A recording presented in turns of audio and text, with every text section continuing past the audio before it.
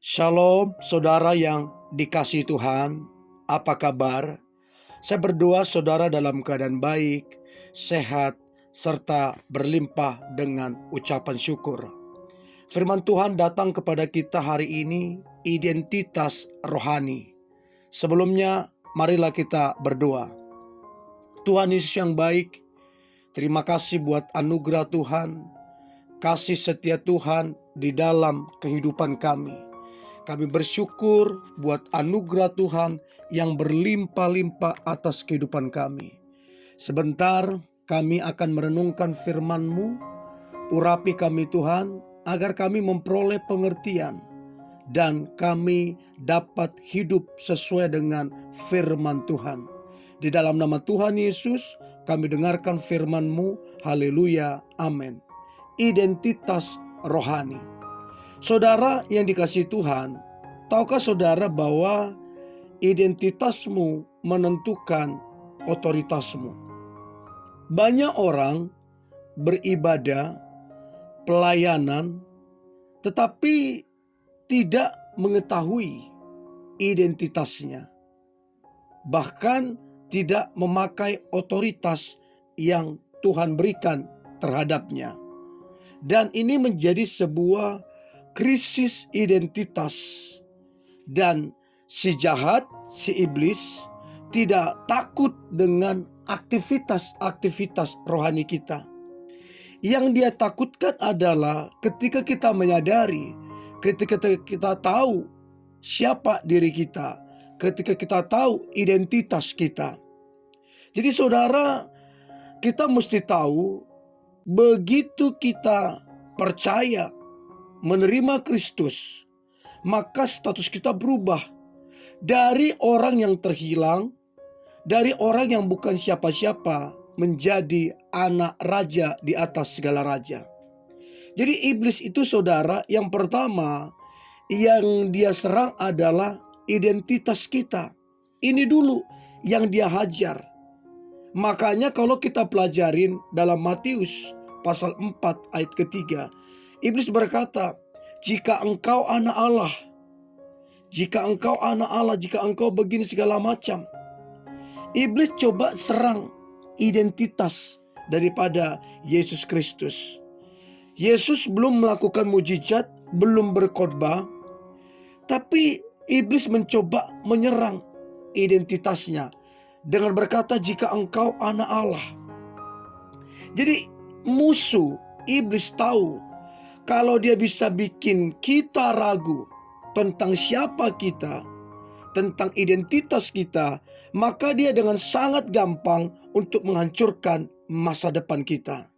Jadi saudara, identitas kita itu sangat penting dan kita harus menyadari secepat mungkin. Jadi saudara, kalau kita tidak menyadari ini, kita habis dalam rencana, dalam strategi daripada si jahat. Kita dihabisin. Jadi perlu sekali kita menyadari identitas.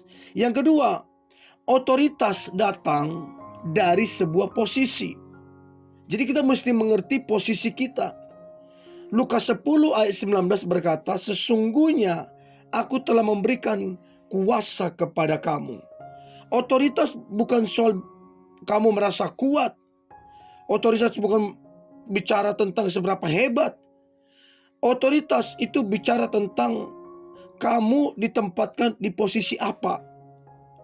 Jadi penting sekali untuk kita mengerti posisi kita bagaimana sebenarnya. Jadi berhenti mengukur diri kita dari perasaan kita, dari kata orang. Kita mesti tahu posisi kita apa. Nah, posisi saudara dan saya, posisi kita adalah anak. Dan kita ini berharga di mata Tuhan. Kita ini punya otoritas, kita ini punya kuasa. Untuk itu kita mesti mengerti untuk memakai kuasa yang Tuhan berikan, karena kita punya posisi. Jadi saudara sadarilah bahwa kita ini anak. Kita punya kuasa, kita punya otoritas. Itu yang kedua. Yang ketiga, Cara berpikir kita inilah yang sangat penting. Sebab pertobatan dimulai dari cara berpikir. Kalau kita cara berpikirnya salah, maka semuanya akan jadi salah. Makanya dikatakan dalam Roma 12 ayat yang kedua, berubahlah oleh pembaharuan budimu. Dikatakan demikian. Banyak orang sudah memperoleh keselamatan, tapi pola pikirnya belum diperbaharui. Masih cara berpikir yang lama, masih cara kerangka berpikir yang lama. Mentalitas yatim, ya, mentalitas orang yang takut ditinggalkan, haus validasi, takut kegagalan. Ini kan mentalitas yatim gitu loh. Dan banyak orang tidak menyadari ini. Masih takut ditinggalkan, masih haus pengakuan, validasi, masih takut gagal ini, gagal itu, segala macam. Mentalitasnya, cara berpikirnya, ini yang mesti diperbaiki. Nah, kalau kita sebagai anak, harusnya kita percaya diri. Harusnya kita berani mengambil langkah. Harusnya kita menyadari bahwa Bapa kita menyertai kita. So, saudara, berhenti mencari validasi dari manusia. Jangan cari validasi dari manusia. Kita akan kecewa. Galatia 1 ayat ke-10. Adakah ku cari kesukaan manusia atau kesukaan Allah? Kalau kita menyadari identitas kita, kita tidak perlu hidup dari pujian atau komentar orang lain ataupun satu pernyataan dari orang lain. Kita hidup dari apa kata firman Tuhan. Orang yang tahu dirinya dikasihi Tuhan tidak terguncang oleh penolakan siapapun, oleh manusia siapapun. Tidak tertolak, tidak terguncang ketika ditolak, ya. Sebab dia menyadari statusnya. Untuk itu saudara, sadarilah status kita. Yang mungkin hari ini krisis identitas, yang mungkin hari ini hampir menyerah, sadari identitas saudara. Saya berdoa saudara menangkap pesan ini dan saudara mengalami terobosan-terobosan ilahi. Sehingga saudara naik level, sehingga saudara mengalami berkat Tuhan, sehingga saudara mengalami kemenangan dan saudara menjadi berkat di dalam kehidupan ini. Mari kita berdoa. Tuhan Yesus yang baik, terima kasih buat anugerah Tuhan.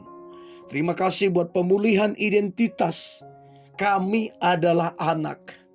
Tuhan, ajari kami supaya kami punya cara pandang yang benar. Ajari kami cara melihat diri kami seperti Engkau melihat kami.